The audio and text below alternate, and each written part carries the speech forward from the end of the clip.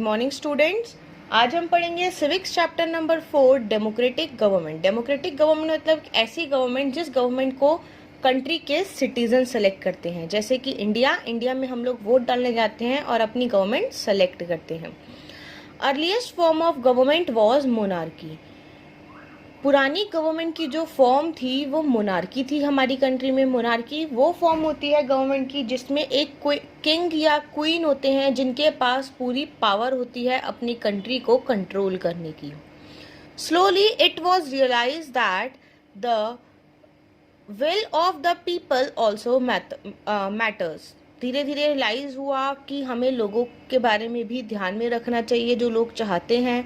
उसके बाद हमारे पास डेमोक्रेसी फॉर्म ऑफ गवर्नमेंट आई जो कि बहुत पॉपुलर है। डेमोक्रेसी फॉर्म ऑफ गवर्नमेंट वो होती है जिसमें सिटीजन्स जो है वो इम्पोर्टेंट रोल प्ले करते हैं अपने लीडर को सेलेक्ट करने में।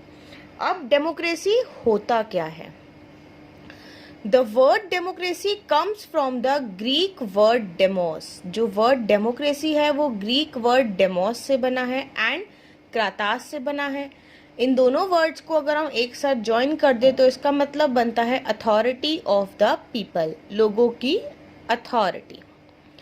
Democracy means government of the people. Democracy का मतलब government of the people. India follows a representative form of government. India जो है वो रिप्रेजेंटेटिव फॉर्म ऑफ गवर्नमेंट यानी कि डेमोक्रेटिक गवर्नमेंट को फॉलो करता है। आप देखो इंडिया में हम वोट डालते हैं, उसके बाद ही जिस गवर्नमेंट को, जिस पार्टी को सबसे ज़्यादा वोट मिलते हैं वही पार्टी जो है गवर्नमेंट बनाती है और उसी के रूल रेगुलेशन सारे सिटीजन्स फॉलो करते हैं। Representative take decision on behalf of the people. जो रिप्रेजेंटेटिव हैं वो डिसीजंस लेते हैं लोगों के यानी कि सिटीजन्स के बिहाफ पे।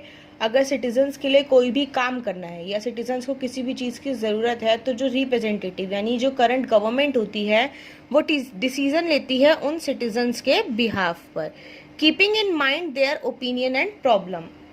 अपने माइंड में क्या रखे कि इससे लोगों को कोई प्रॉब्लम नहीं होनी चाहिए और पब्लिक ओपिनियन इस पे क्या है। फॉर एग्जाम्पल जैसे अब गवर्नमेंट ने गैस पाइपलाइंस डालना स्टार्ट किया है तो उसके लिए भी गवर्नमेंट ने ये सोचा होगा पहले कि इसमें किसी को कोई प्रॉब्लम नहीं होनी चाहिए और इसमें पब्लिक यानी कि हम लोगों का क्या ओपिनियन है, हम लोग क्या चाहते हैं कि ऐसा हो या ना हो। उसके बाद ही गवर्नमेंट अपना कोई भी डिसीजन जो है वो फाइनलाइज करके सबको बताती है। Silent feature of democracy. Democracy के कुछ साइलेंट फीचर, कुछ डेमोक्रेसी के इम्पॉर्टेंट फीचर। सबसे पहला आता है एफिशिएंट फंक्शनिंग। एफिशिएंट का मतलब होता है एक फंक्शनिंग इतने अच्छे से करना कि जो भी उसके पीछे की नीड्स है वो फुलफिल हो सके। It is necessary that the political party are disciplined and should work for national interest. ये ज़रूरी है कि जो भी पॉलिटिकल पार्टी है वो पूरे डिसिप्लिन में वर्क करे और नेशनल इंटरेस्ट यानी कि पब्लिक इंटरेस्ट, जो पब्लिक चाहती है, जो सिटीजन्स चाहते हैं उनके इंटरेस्ट में ही काम करे। ऐसा ना हो कि गवर्नमेंट वो काम कर रही है जो जनता नहीं चाहती। जो पॉलिटिकल पार्टी होती है उनको हमेशा पब्लिक इंटरेस्ट में काम करना चाहिए और पूरे डिसिप्लिन के साथ। The citizen of a democratic country should accept the views and decision of the government towards the welfare of the society and should give up self interest for the same।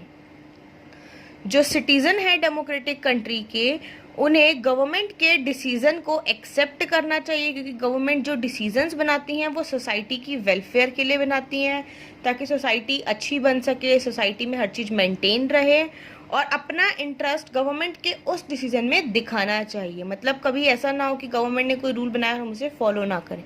हमें government के हर rule को follow करना चाहिए क्योंकि government जो rule बना रही है वो हमारी सोसाइटी के लिए, हमारे वेलफेयर के लिए बना रही है। People should be well aware of their rights and duties. जो डेमोक्रेटिक गवर्नमेंट के अंडर सिटीजन्स हैं उन सिटीजन्स को अपने राइट्स और अपनी ड्यूटीज़ अच्छे से पता होनी चाहिए।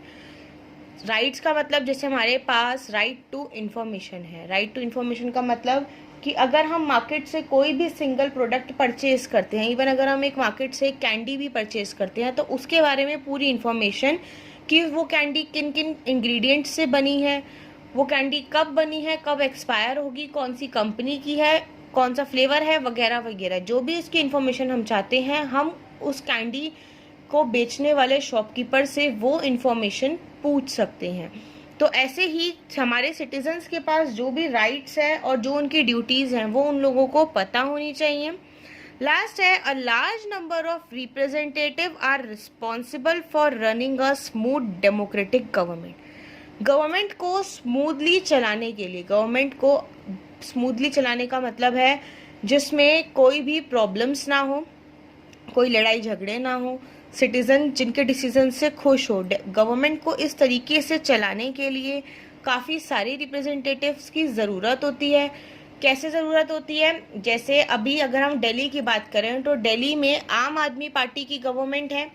अब वो गवर्नमेंट जो भी रूल्स रेगुलेशन बना रही है वो रेगुलेशन सही है या नहीं है, कैसे पता लगता है? आप देखो जो अपोजिशंस होते हैं, जैसे आम आदमी पार्टी के अपोजिशंस में आएंगे कांग्रेस और बीजेपी, तो जो अपोजिशंस हैं वो प्रोटेस्ट करते हैं अगर उन्हें डिसीजन सही नहीं लगता।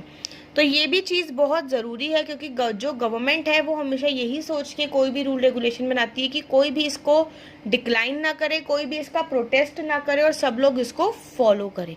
तो एक गवर्नमेंट को स्मूथली रन करने के लिए हमें काफ़ी सारे रिप्रेजेंटेटिव की नीड होती है। तो मैंने आपको आज पढ़ाया डेमोक्रेटिक गवर्नमेंट। डेमोक्रेटिक गवर्नमेंट का मतलब एक ऐसी गवर्नमेंट जिसको सिटीजन्स सेलेक्ट करते हैं वोट देकर। इंडिया जो है वो एक डेमोक्रेटिक कंट्री है क्योंकि यहाँ पर वोटिंग के थ्रू हम गवर्नमेंट को सेलेक्ट करते हैं। यहाँ पर मोनार्की फॉलो नहीं होती। मोनार्की मतलब जहाँ पर एक किंग और क्वीन जो है वो रूल करते हो और पूरी पावर उन्हीं के हाथ में हो कि उनकी कंट्री में क्या चीज़ होगी और क्या चीज़ नहीं होगी। बट इंडिया में ऐसा नहीं है। इंडिया में हम डेमोक्रेटिक गवर्नमेंट को फॉलो करते हैं और अपनी गवर्नमेंट को हम वोट देके खुद ही इलेक्ट करते हैं। आई होप यहाँ तक आप लोगों को पूरा क्लियर हो गया होगा। ओके।